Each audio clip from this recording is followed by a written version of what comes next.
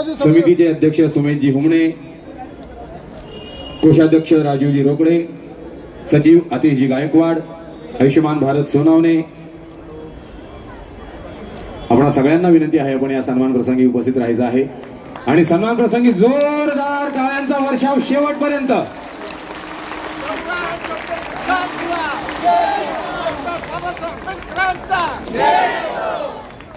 आज डॉक्टर बाबासाहेब आंबेडकरांच्या या स्मारकाच्या पायथ्याशी भीममहोत्सव कार्यक्रमाचं आयोजन जे आहे ते समितीच्या माध्यमाने झालं आणि या ठिकाणी सगळ्यांनी या समितीने मिळून जो आहे तो माझा नागरी सत्कार या ठिकाणी केला।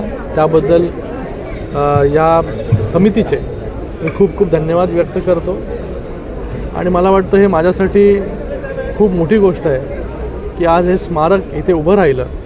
गेले अनेक वर्ष या स्मारकासाठी लढा सुरू होता आणि या लढ्याला यश येऊन या कल्याण पूर्वेमध्ये एक मोठं भव्य दिव्य डॉक्टर बाबासाहेब आंबेडकरांचं स्मारक उभं राहिलं आणि हे माझ्या खासदारकीच्या कार्यकाळात झालं। हे माझ्यासाठी खूपच अभिमानास्पद आहे, समाधानकारक आहे। मी माननीय मुख्य नेते उपमुख्यमंत्री एकनाथजी शिंदे साहेबांचं देखील खूप खूप धन्यवाद व्यक्त करतो की त्यांनी मोठ्या प्रमाणामध्ये निधी जो आहे तो या स्मारकासाठी दिला। बोलो हो गया, नो पॉलिटिक्स। राजकारण करत स्मारकाचं काम थांबवलं असं तुम्ही भाषणात बोलला। अरे बाबा, मी बोललो कुठल्याही गोष्टीचं जर ती गोष्ट आपल्याला सोडवायची असेल खरंच समस्या, तर त्याचं राजकारण नाही झालं पाहिजे।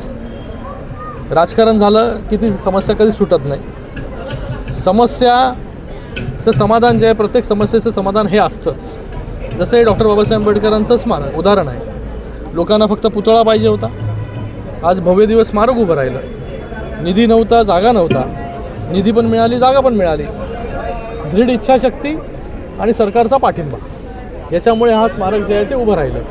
कोणाला उद्देशून हे मी बोललो नाही, फक्त जे आहे कुठल्याही गोष्टीचं जे आहे ते राजकारण झालं नाही पाहिजे। प्रामाणिक प्रयत्न जे आहे हे प्रत्येक कार्यासाठी जर लोकप्रतिनिधींनी केले तर त्याचं राजकारण होत नाही, ती समस्या जी आहे ती सुटते। महापौर कोणाचा बसणार? अरे बाबा, मी महायुतीचा कार्यकर्ता आहे। भाजपकडून सांगितलं जातं भाजपाचा महापौर। अरे कोणी काहीही बोलू द्या, मी महायुतीचा कार्यकर्ता आहे।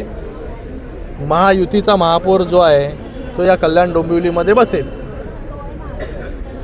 तुमचं मत एक आहे परंतु कार्यकर्ते आहेत ते आपसात भांडतात। अरे बाबा, इथे लोक जे आहेत ही लोक जनता जनार्दन आहे ना ठरवायला की महापौर कोणाचा बसणार। तो मी बोलून, महेश बोलून, निलेश बोलून किंवा कोणी बोलून 1,01% होणार महापौर, हे असं थोडी होतं। अरे लोग, ये पब्लिक है, ये सब जानती है।